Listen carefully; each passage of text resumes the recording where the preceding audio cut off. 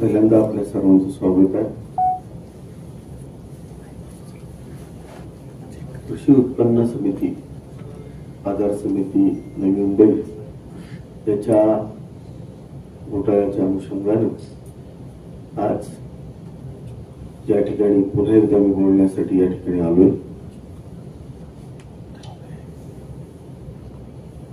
एक press conference आम्ही घेतली होती, त्याला उत्तर त्यांनी दिलं. काही लोकांनी बालिश आणि भंपक म्हणाले.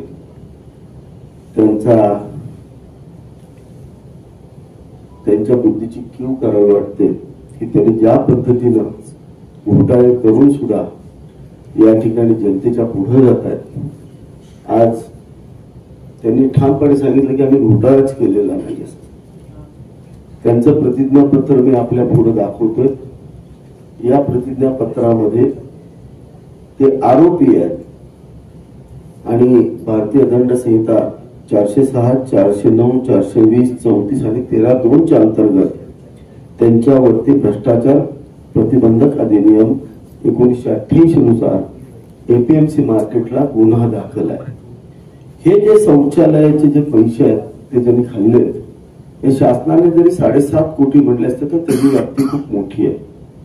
हे पैसे आता ह्या घोटाळा उघडकीस आल्यानंतर त्यांनी या जिल्ह्यातल्या विविध खात्यामधून ते पैसे वळवायला सुरुवात केलेली आहे. 13 तारखेपासून ते 16 तारखेपर्यंत साधारणतः 25 ते 30 कोटी रुपये त्या जिल्ह्यातल्या विविध खात्यामध्ये आलेले आहेत. त्यामध्ये विविध गावचे काही व्यापारी असतील, विविध गावच्या जिल्ह्यातल्या संस्था असतील, त्याच्या अकाउंटमध्ये 15 लाखापासून ते 30 लाखापर्यंत हे पैसे वळवण्यात आलेले आहेत. त्या संदर्भातली तक्रार झालेली आहे. त्याचे ठोस पुरावे आज आमच्याकडे आलेले आहेत. मी सातारा जिल्ह्यातल्या सगळ्या नागरिकांना आवाहन करतो की असे बेनामी पैसे जर आपल्या खात्यामध्ये आले असतील तर ते लवकरात लवकर आपल्या जवळच्या पोलीस स्टेशनला कळवावं, अन्यथा आपणही याच्यातले एक आरोपी होऊ शकता. अशी केस आजच या ठिकाणी आमच्या वतीनं या आचारसंहिताचे जे पालन करतात अधिकारी, प्राधिकृत अधिकारी यांच्याकडे आम्ही केलेली आहे.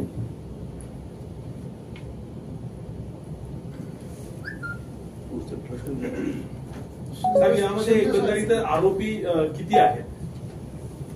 याच्यामध्ये आमदार शशिकांत शिंदे स्वतः आरोपी आहेत आणि त्यांचे सर्व सहकारी ते यामध्ये आरोपी आहेत. याच्यामधले व्हिडिओ पुरावे सुद्धा, ऑडिओ पुरावे सुद्धा, फायनान्शियल पुरावे सुद्धा सगळे पोलिसांच्या ताब्यात लागलेले आहेत. आणि आता ते पैसे कुठल्या खात्यामध्ये वळवले गेलेले आहेत, कुठल्या कंपन्यांच्या, या गोष्टी आणि हेच पैसे आज या निवडणुकीमध्ये वापरले जात आहेत. एकंदरीत आरोपी शशिकांत शिंदेच्या बरोबर म्हणजे त्यांचे चेअरमन वगैरे हे सगळे आरोपी आहेत. 8 जण आरोपी आहेत त्याच्यामध्ये, पण सगळेच नाहीयेत. जे याच्यामध्ये इन्व्हॉल्व्ह आहेत तेवढेच आरोपी केलेले आहेत. आपण कोर्टाची ऑर्डर जर पाहिली त्या ठिकाणी आपल्याला शौचालय घोटाळ्यातल्या आरोपींची संख्या दिसेल. त्यांना जामीन मिळालेला आहे. त्यांना जामीन मिळालेला नाही. 2 आरोपी अटकेत आहेत. शशिकांत शिंदेनी तात्पुरता जामीन, ते 1.5 ते 2 महिने फरार होते. आता त्यांना तात्पुरता जामीन मिळालेला आहे. कधी मिळाला? साधारणतः 3 महिन्यापूर्वी त्यांना तात्पुरता जामीन मिळालेला आहे. आणि तात्पुरता जामीन मिळालेल्या आरोपीला आज महाविकास आघाडीच्या सरकारनं यशवंत विचाराचा उमेदवार म्हणून साताऱ्यामध्ये उमेदवारी दिलेली आहे. कोर्टामध्ये एक्झॅक्टली किती आरोपींच्यावर चार्ज फ्रेम केले किंवा कसं काय? शौचालय घोटाळ्यामध्ये 9 आरोपींवरती चार्ज फ्रेम केलेली आहे. त्यापैकी 2 आजही अटकेत आहेत आणि एकच शशिकांत शिंदे, त्यांना ऍड इंट्रीम हा तात्पुरत्या स्वरूपाचा जामीन 3 महिन्यापूर्वी मिळालेला आहे. पण हा जामीन मिळण्यापूर्वी ते 1.5 ते 2 महिने संपूर्ण फरार होते. त्याचं म्हणणं असं पडतं की ठीक आहे, तुम्ही जर सिद्ध करा, निवडणूक होऊ देत, समोर येऊन सिद्ध करू देत. तसं आमचा प्रश्न एकच आहे फरार होऊन इतक्या गंभीर गुन्ह्यामध्ये जे शेतकऱ्यांच्या पैशाशी निगडीत, सामान्य शेतकऱ्यांच्या पैशाची निगडीत संस्थेतील अपहारा संदर्भातला एखाद्या तात्पुरता हायकोर्टामध्ये तात्पुरता जामीन मिळाला, अशा आरोपीला जर तुम्ही या ठिकाणी उमेदवारी देणार असाल आणि तो म्हणत असेल आता मला तुम्ही काही करू नका, हे चुकीची गोष्ट आहे. दुसरी तर गोष्ट अशी आहे, आम्ही सांगितलं FSIचा घोटाळा, आम्ही काहीच केलं नाही म्हणून सांगतात, सिद्ध करून दाखवा संन्यास घेईन म्हणतात. आज मी त्यांच्यातले काही घोटाळे आपल्याला दाखवणार आहे जे सत्य आहे. या ठिकाणी जे मार्केट कमिटीतले प्रमुख आहेत, फळे विक्री त्यांची जी इमारत आहे त्या इमारतीतले एका ठिकाणी 27 गाळे, आपण जर पाहिलं तर 27 गाळे हे ऋषी एंटरप्राइजेसच्या नावाने या ठिकाणी दिलेले आहेत आणि हे गाळे फक्त सभापतींच्या मान्यतेने देण्यात आलेले आहेत. एक गाळा नाममात्र 300 रुपये, नाममात्र 300 रुपये स्क्वेअर फुटाने विकलेला आहे. 27 गाळे हे ऋषी एंटरप्राइजेसला आणि 17 गाळे हे आयर्न एंटरप्राइजेसला या ठिकाणी दिलेले आहेत आणि त्याचे व्हिज्युअल पुरावे मी आपणा पुढे सादर करतोय. त्या सगळ्या गोष्टी फक्त सभापतींच्या मान्यतेने करण्यात आलेल्या आहेत. यामध्ये शासकीय कुठल्याही पणन संचालकाची मान्यता नाही, शासकीय कुठल्याही गोष्टीची मान्यता घेण्यात आलेली नाही. हा फार मोठा फ्रॉड आहे. आणि दुसरी महत्वाची गोष्ट, या ठिकाणी अजून एक गाळा आहे जो त्यांनी स्वतः घेतलेला आहे. शशिकांत शिंदे फळे फुले विक्री संघ अशा पद्धतीचा तो संस्था म्हणून घेतला, संघ म्हणून संस्था म्हणून घेतलेला आहे. ती त्यांची खाजगी स्वतःची ती संस्था आहे. या संस्थेमध्ये त्यांनी व्यापारी म्हणून हा गाळा ताब्यात घेतलेला आहे. फक्त 300 रुपये स्क्वेअर फुटनं हा गाळा ताब्यात घेतलेला आहे. याचे सगळे पुरावे मी पत्रकारांना देतोय. एका बाजूला यशवंत विचार सांगायचे, दुसऱ्या बाजूला गोरगरीब सामान्य शेतकऱ्यांच्या संस्था अशा पद्धतीने लुटून खायच्या. या दोन्ही गोष्टी कशा शक्य? आदरणीय पवार साहेबांनी यशवंत विचार जपण्यासाठी या सातारा जिल्ह्यामध्ये लोकसभा ते लढवत आहेत म्हणतात आमच्या विरोधात. यशवंत विचार हेच आहेत का? जो फरार आरोपी आहे त्या आरोपीला तुम्ही या ठिकाणी हायकोर्टामध्ये फरार आरोपी आहे त्याला तुम्ही उमेदवारी देता. ज्यांनी प्रचंड भ्रष्टाचार केला तो सिद्ध झालाय आणि आम्ही पुरावे दिलेले आहेत, तुमच्या समोर आहे. अशा आरोपींना तुम्ही या ठिकाणी उमेदवार म्हणून जाहीर करताना पुढे अजून तुम्ही लोकांच्या सिंपती घेता. अरे आम्ही यशवंत विचार जपतो म्हणून आम्हाला अटक करणार आहेत. संबंध काय आमचा? न्यायालयाची प्रोसेस आज नाही. मी सांगितलं तर माजी मुख्यमंत्री आदरणीय पृथ्वीराजजी चव्हाण साहेब ज्या वेळेला राज्याचे मुख्यमंत्री होते त्यावेळेला हा घोटाळा त्यांनी बाहेर काढलेला आहे. आणि शौचालय घोटाळा कोणी बाहेर काढला? सहकार मंत्री, माजी सहकार मंत्री बाळासाहेब पाटलांनी हा घोटाळा बाहेर काढलेला आहे. हे मी जबाबदारीने सांगतो.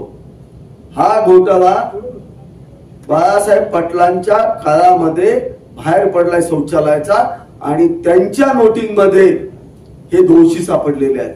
2007 पासून ते 2023 पर्यंत सातत्यानं एकाच ठेकेदाराला काम दिलं. त्यांनी शासनाला एकही रुपया न भरता दरवर्षी त्यालाच टेंडर दिलं. हे चुकीचं आहे. हे स्वतः मंत्र्यांचं नोटिंग आहे आणि त्या नोटिंग नंतर हा घोटाळा राज्य शासनाच्या लक्षात आला. हे घोटाळे आम्ही नाही बाहेर काढलेले. हे घोटाळे त्यांच्याच पक्षाचे माजी मंत्री यांनी हे घोटाळे बाहेर काढलेले आहेत. आणि ते घोटाळे बाहेर नाही काढलेले, ते घोटाळे त्यांनी बाहेर काढून नाही तर ते कोर्टामध्ये सिद्ध होऊन त्यांच्यावरती गुन्हे दाखल झालेले. हे आपण समजावून घेतलं पाहिजे. या घोटाळ्यामध्ये कुठेही सचिव समितीच्या लेव्हलला चौकशा झालेल्या आहेत. कुठल्याही चौकशा या खालच्या लेव्हलला झालेल्या नाही. राज्य सरकारच्या सचिव समितीच्या पहिल्या घोटाळ्याची चौकशी झाली त्यावेळेला बाबा मुख्यमंत्री होते आणि या घोटाळ्यात शौचालय घोटाळ्याची चौकशी झाली त्यावेळेला स्वतः सहकार मंत्री बाळासाहेब पाटील त्यावेळेला त्याचे मंत्री होते. या लेवलला हे चौकशी झाल्या. त्यामुळे आमच्यावरती कोण आरोप करू शकत नाही. हे राजकारण म्हणून आम्ही करतोय, परंतु आज आमच्यावरती टीका केली जाते. यशवंत विचारांची यांना आठवण येते, पण एका फरार आरोपीला तुम्ही या सातारा जिल्ह्याचं, लोकसभेचं, ज्या जिल्ह्याचं राजकारणाचं पावित्र्य संपूर्ण महाराष्ट्राला माहितीये, अशा वेळेला तुम्ही अशा फरार आरोपीला या जिल्ह्याची उमेदवारी देता. आपण कुठले यशवंत विचार जपता ते मला माहित नाहीये. त्यांचं तर असं म्हणणं होतं की टेक्निकली लोक शोधून त्याचा भाव केला जातो केवळ मला निवडणूक रोखण्यासाठी. पत्रकारांना घेऊन मी ऍक्च्युली तिथे जाऊन पोचपोच करायची माझी तयारी आहे. मी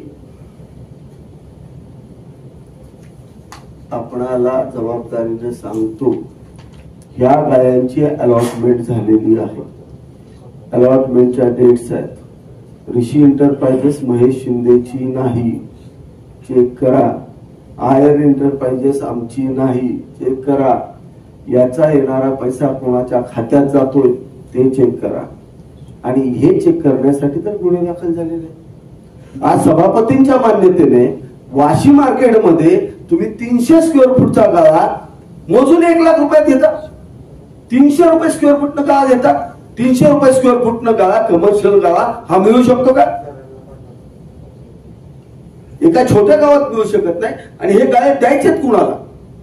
हे गाळे खऱ्या अर्थानं शेतकऱ्यांना स्वतःचा माल विक्री करण्यासाठी द्यायचे होते, पण ते गाळे, सगळे गाळे यांनी स्वतःच्या कुटुंबासाठी ठेवले. हा माझा जाहीर आरोप आहे. आणि ह्यांनी स्वतः व्यापारी म्हणून स्वतःला सिद्ध करून दाखवावं. ह्यांनी मी व्यापारी आहे म्हणून स्वतःला गाळा घेतलाय. एका बाजूला तुम्ही व्यापारी म्हणताय, त्याच वेळेला तुम्ही आमदार होता. तुमचं उत्पन्न किती होतं? तुम्ही मार्केट कमिटीचे व्यापारी होऊ शकत नाही. माथाडी तुम्ही होऊ शकत नाही, कारण तुमचं उत्पन्न खूप होतं. ते कायदे सगळे तुडून, सगळं करून तुम्ही आज स्वतःला स्वच्छ सिद्ध करू शकत नाही. साहेब, त्यांनी एवढं पण सांगितलं की ज्यावेळी तुम्ही ही टीका करताय व्यापाऱ्यांनी एफएसआयच्या संदर्भात व्यापाऱ्यांनी मोर्चा काढलेला, त्यामुळे आम्ही त्या 300 रुपये रेटनं त्यांना ते गाळे दिलेत असं त्यांचं म्हणणं आहे. आणि यासाठी मान्यता घेतली असं त्यांचं म्हणणं आहे. व्यापाऱ्यांना दिले का स्वतःच्या कुटुंबियांना दिले? इथं माझ्याकडे यादी काढून बघा. ऋषी एंटरप्राइजेस कुणाची, आयर एंटरप्राइजेस कुणाची, काढून बघा. हे तर हे सचिव लेवलला ह्या चौकशा झाल्या, आमच्या लेवलला नाही. सचिवांचे मी तुम्हाला चौकशी रिपोर्ट देतो. सचिवांनी केलेल्या चौकशी रिपोर्ट मध्ये त्यावेळेला ह्यांनी त्यांची बाजू मांडायला पाहिजे होती. आज राज्याचे सेक्रेटरी उच्च न्यायालयाच्या आदेशानं 2013-14 मध्ये ज्या वेळेला चौकशी करतात त्यावेळेला तुमचं सरकार होतं, तुम्ही तर जलसंपदा मंत्री होता. मग त्यावेळेला सचिव तुमचं ऐकत नव्हते? त्यावेळेला का म्हणणं मांडलं नाही तुम्ही? आणि तो जो घोटाळा 13-14च्या चौकशीचा आहे तो कायम न्यायालयानं परवा 12 एप्रिलला कायम झाला. त्यांचे जामीन सगळे नाकारले हायकोर्टाने, आणि म्हणून हायकोर्टाने आज त्यांच्यावरती गुन्हे दाखल केलेले आहेत. दोन प्रश्न आहेत. पहिला असा आहे की 1990 साली हा जो विषय झाला त्यावेळेला या संचालकांचा आणि शिंदेचा काही संबंध नाही असं वक्तव्य त्यांनी मागच्या प्रेसमध्ये केलं. हा पहिला प्रश्न आहे. ऐका की दुसरा प्रश्न असा आहे, परवा दिवशी कराडमध्ये शिंदे साहेब म्हटले की एका बाजूला महेश शिंदे, दुसऱ्या बाजूला नरेंद्र पाटील, हे दोघं जण मला तुरुंगात टाकण्यासाठी जास्त ते आतुर झाले अशा पद्धतीने. या प्रश्नावर तुमचे उत्तर काय असते? दादा, 1990 साली हा घोटाळा झालेला नाहीये. अलॉटमेंटच्या तारखा 16/12/2006 अलॉटमेंटच्या तारखा सहित दिलेला आहे. मी तुम्हाला सांगतो, या ठिकाणी तुम्हाला सगळ्या डेट्स मिळतील. आरटीआय ऍक्ट नुसार हे सगळे कागदपत्र काढलेले आहेत आणि हे आम्हाला उत्तर आहे. आणि हे सगळे सबमिशन्स हे सेक्रेटरीच्या पुढे आहेत. जर समजा 1990ला जर तुम्ही हे केलं असेल तर मग तुमचं नाव घोटाळ्यातला प्रमुख आरोपी म्हणून तुम्ही जलसंपदा मंत्री असताना सचिव दर्जाचे अधिकारी कसे घेतील? कसे घेतील? तुमच्या मग 1990 साली जर अलॉटमेंट झाली तर त्यावेळेला मग तुमच्या कुटुंबांना एवढ्या मोठ्या प्रमाणावरती गाळे कसे मिळाले? आज तुम्ही विचार करा, 27 आणि 17 किती गाळे होतात? 44 गाळे कुणाच्या मान्यतेने घेतलेत? फक्त सभापतींच्या मान्यतेनं. अरे शासकीय गाळे आहे, शासनाची जमीन आहे, सिडकोची जमीन आहे, शेतकऱ्यांसाठी अलॉट केलेली जमीन आहे. या जमिनीवरचे गाळे आपण स्वतःच्या कुटुंबाला घेतले सभापतीच्या मान्यतेनं. हे गाळे शासनाच्या मान्यतेनं अलॉट करणं गरजेचं होतं, पण हे सगळा भ्रष्टाचार. त्या सामान्य शेतकऱ्यांच्या मुलाला 1 लाख रुपयाला वाशी बाजार मार्केटमध्ये त्या ठिकाणी घाला, त्याचं आयुष्य सुखकर होईल. आणि आम्हाला कोणाला तुरुंगात टाकायचं नाही. आम्हाला फक्त आदरणीय शरदचंद्रजी पवार साहेब जे यशवंत विचाराचा जो वारसा घेऊन सातारा जिल्ह्याच्या पुढे येत आहेत, त्यांना सांगायचे तुम्ही एक भ्रष्ट आणि एक फरार, हायकोर्टातल्या फरार आरोपीला या ठिकाणी उमेदवारी दिलेली आहे, हेच त्यांना आम्हाला सांगायचे. साहेब, तुम्ही वारंवार फरार आरोपी असं म्हणताय, मग पोलीस प्रशासन असू दे, कायदा सुव्यवस्था सांभाळणार किंवा मग तुमचं शासन आहे ते काय? आता कोड ऑफ कंडक्ट लागल्यामुळं आमचं शासन लागू नाहीये, हे प्रशासन आहे. प्रशासन प्रशासनाचं काम करतंय, त्यामुळं आम्ही याच्यावरती बोलणं चुकीचं आहे. आपण शासनावरती कधी बोलू शकता? जर कोड ऑफ कंडक्ट नसला तर बोलू शकता. आता सगळ्या मंत्र्यांचे अधिकार याच्यातून आलेले आहेत. हायकोर्टाचं संरक्षण 12 एप्रिलला त्यांचं निघालेलं आहे. आणि ते हायकोर्टात मग का गेले? जर ते आरोपीच नव्हते तर हायकोर्टामध्ये अटकेपासून बचावासाठी का गेले होते? आणि ही केस 2013-14 पासून त्यांचे सगळे वकील लढतायत, मग तरी पण त्यांच्या वकिलांना का अपयश आलं? त्यावेळेला तर भाजपचं सरकार नव्हतं, त्यावेळेला तर काँग्रेस राष्ट्रवादीचं सरकार होतं.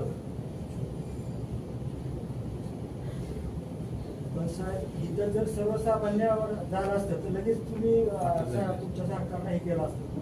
वेळ का लागतो? 12 तारखेला तुम्ही हे दाखवला कागद आम्हाला लांबलं जवळ काय? हे बघा, आम्ही प्रशासनावरती दबाव टाकू शकत नाही. आता निवडणुकीची आचारसंहिता लागलेली आहे, प्रशासन त्याचं ते काम करतील, ते त्यांच्या पद्धतीनं काम करतील. म्हणून मी आपल्या समोर मागणी केली की प्रशासनानं तातडीनं हायकोर्टाची अंमलबजावणी केली पाहिजे. साहेब, त्यांचे बंधू तुमच्यापर्यंत की नेमकं कोणापर्यंत कसं काय? मी राजकीय बोलू इच्छित नाही. मी सातारा जिल्ह्यासाठी बोलतोय, सातारा जिल्ह्याच्या उमेदवाराबद्दल बोलतोय. साहेब, त्यांचं म्हणणं आहे की सत्तेचा दुरुपयोग करून संबंधित यंत्रणेवर दबाव टाकला जातो त्यांना अटक करण्यासाठी, आणि महेश शिंदे या पद्धतीने रडीचा डाव खेळतायत आणि यामध्ये काहीच तथ्य नाही असं ते वारंवार म्हणतायत. आरोपांना उत्तर देण्याची त्यांची एक पद्धत आहे. त्यांनी स्पेसिफिक बोलावं.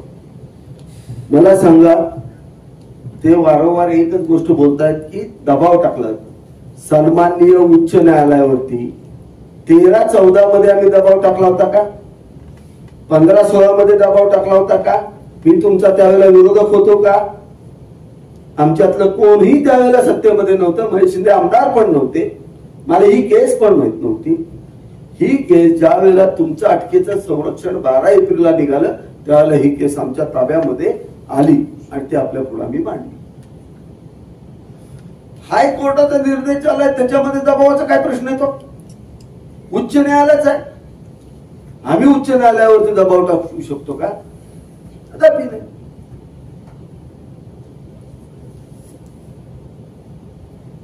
रडीचा डाव ते खेळत आहेत. त्यांनी उलट माझा एक आरोप आहे त्यांच्यावरती, हे 4000 कोटीच्या घोटाळ्याचे आरोपी होते, ते फरार आहेत. त्यांना या सगळ्यापासून वाचण्यासाठी त्यांनी हा खेळ खेळलेला आहे. उदयनराजेंनी म्हटलं की तुम्ही तुमचे पुरावे घेऊन गांधी मैदानावर या असं त्यांना आव्हान केलं. 100% त्यांना काय असेल का या पद्धतीचं? अरे मी तुम्हाला पुरावे या ठिकाणी दिले, त्याच्या इमेजेस दिले, हे कुणाचे आहेत हे चेक केलं पाहिजे. अरे गोरगरीब महाराष्ट्रातल्या सामान्य शेतकऱ्याला लुटून ह्या लोकांनी स्वतःची हजारो कोटी रुपयांच्या संपत्त्या उभ्या केल्या, ज्याच्यामध्ये न्यायालयानं ह्यांना दोषी ठरवलंय आणि त्यांच्या प्रॉपर्ट्या त्या ठिकाणी आपणा पुढे मांडतोय, मी पुराव्यासहित मांडतोय. या पुराव्याबद्दल त्यांचं उत्तर मला अपेक्षित आहे. ते जाऊ द्या, त्यांनी सांगितलं माझ्यावरती कुठलाही गुन्हा दाखल नाही, त्यांचं ऍफिडेव्हिट आहे, आपण पाहू शकता, मी त्याची प्रत आपल्याला देतो. त्यांनी निवडणूक आयोगाला ऍफिडेव्हिट दिलेला आहे. काय ऍफिडेव्हिट दिलेला आहे बघा तुम्ही, कुठले गुन्हे दाखल आहेत त्यांच्यावरती, कलम काही आहेत, आदरणीय सन्माननीय पवार साहेबांना माहित नाहीत का? 406, 409, 420, 34, 13(2) हे भ्रष्टाचार प्रतिबंधक कायद्याची कलम आज त्यांच्यावरती लागू आहेत.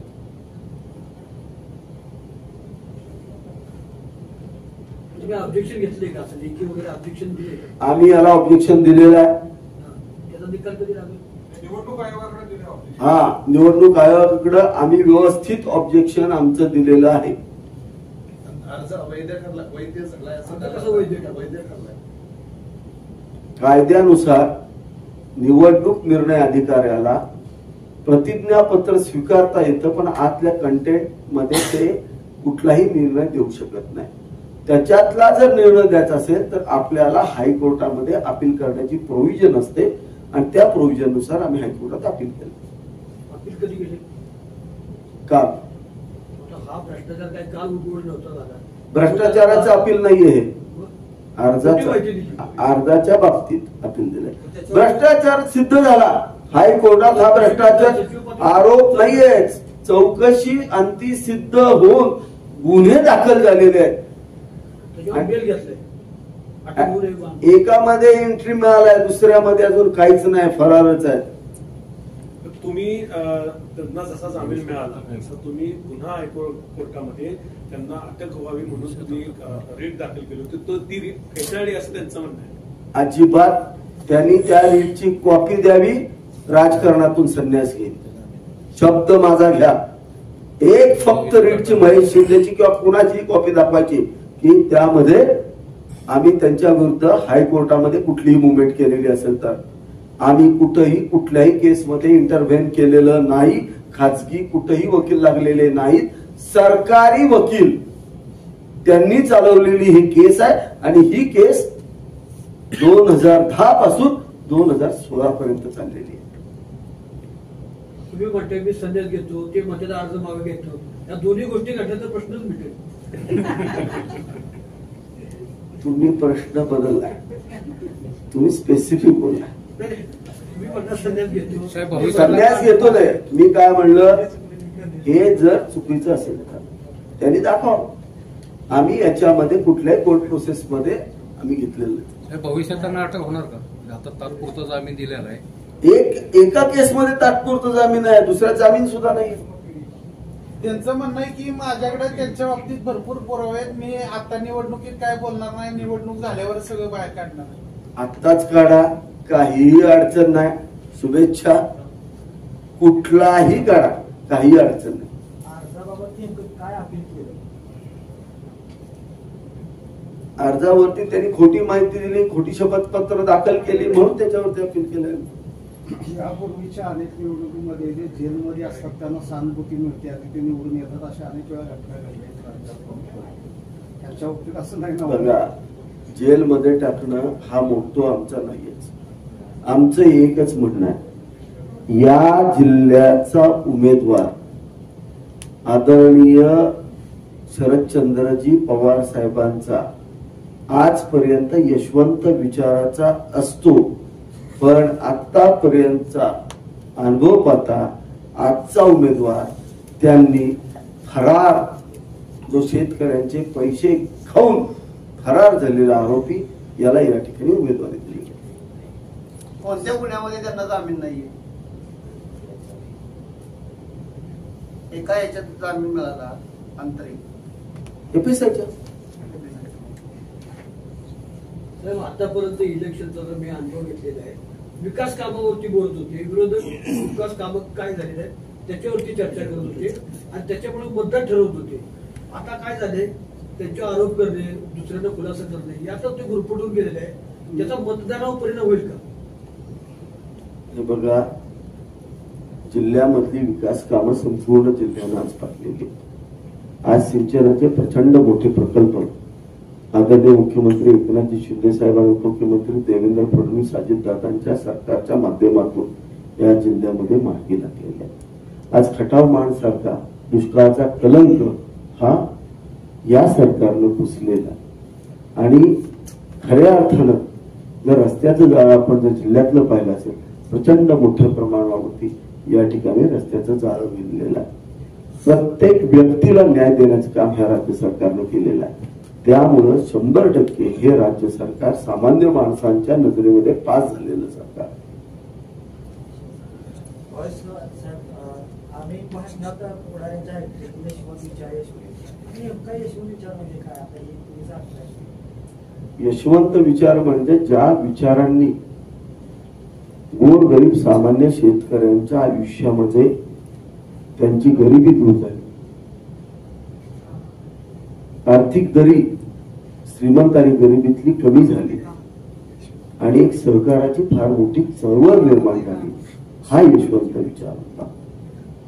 आणि यशवंत विचारामध्ये तो आदर्श का होता तर चव्हाण साहेब ज्या वेळेला आपल्यातून निघून गेले त्यावेळेला त्यांचं खातं चेक केलं तर काहीतरी 1000 रुपये देशाचे एवढ्या मोठ्या पदावरती बसलेली व्यक्ती, केंद्रीय मंत्र्यांपासून एवढ्या मोठ्या पदांवरती असलेली व्यक्ती ज्या वेळेला त्यांच्या मृत्यूसमयी त्यांच्या खात्यामध्ये फक्त काहीतरी 1000 रुपये शिल्लक होते आणि ज्या लोकांची प्रचंड करोडो रुपयांची लाखो कोटी रुपयांच्या प्रॉपर्टी आहेत ते आज या ठिकाणी यशवंत विचारांचा गळा काढतात, ही शोकांतिक आहे। साहेब पूर्वी म्हणजे राजकारणात विलास काका उंडळकर वकील होते, शंकरराव जगताप वकील होते, आता फरारी आरोपी जर उमेदवार म्हणून आले तर आता मतदारांनी काय केलं पाहिजे? मतदारांनी तेच ठरवलं पाहिजे। आज फरारी आरोपी पांढरे कपडे घालून इथे यशवंत विचारांचा गळा काढून फिरतात, त्याचा बुरखा फोडायचं काम आम्ही करतो। पूर्वी वकील मंडळी न्याय देत होते, जनतेला बी आणि न्यायालयात बी। आता फरारी आरोपी तुम्ही म्हणताय तुमच्या म्हणण्यानुसार, वाटत आहे तुमच्या म्हणण्यानुसार फरारी आरोपी आहे, सत्ता तुमच्या ईडी पासून बीडी पर्यंत का कारवाई होत नाही? हे बघा, मी पुन्हा सांगतो, हा घोटाळा 12 एप्रिल रोजी हायकोर्टाच्या आदेशानुसार त्यांना गुन्हे दाखल करण्यासाठी सिद्ध झालेला आहे।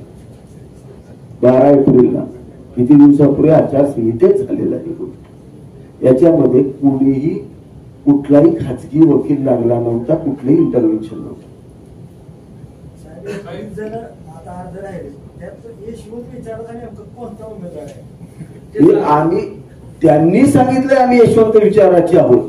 तुमचा उमेदवार कोणत्या विचाराचा ते एकदा स्पष्ट करा। आमचा उमेदवार हा सामान्य गोरगरीब जनतेची सेवा करणारा आणि सहृदयी उमेदवार आहे।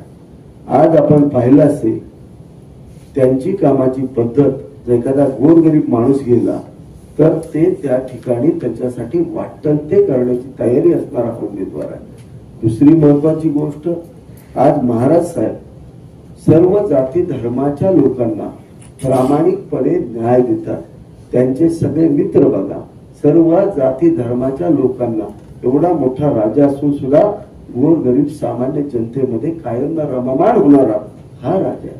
म्हणजे त्यांच्यातलं जे दातृत्व आहे आणि नेतृत्व आहे हे अत्यंत चांगलं असणारा हा मी उमेदवार दिलेला आहे। किती गरिबांना सरकारी नोकरी लावलं सांगताय? सरकारी नोकऱ्या ह्या मेरिट वरती दिल्या जातात। सरकारी नोकऱ्यामध्ये कुठलाही गरिबीचा आर्थिक निकष असू शकत नाही। या संविधानानुसार, डॉक्टर बाबासाहेब आंबेडकरच्या संविधानानुसार आपल्याकडे त्याच्या कास्टनुसार किंवा त्याच्या आर्थिक कॅटेगरीनुसार या नोकऱ्या दिल्या जातात। पवार साहेबांनी यशवंत विचाराची व्याख्या बदलली असं तुमचं मत आहे?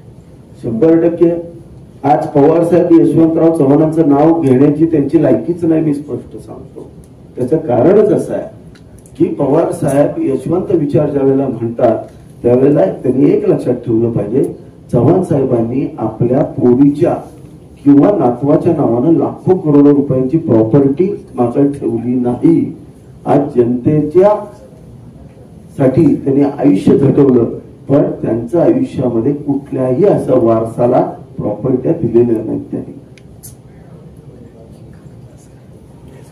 चालेल. धन्यवाद.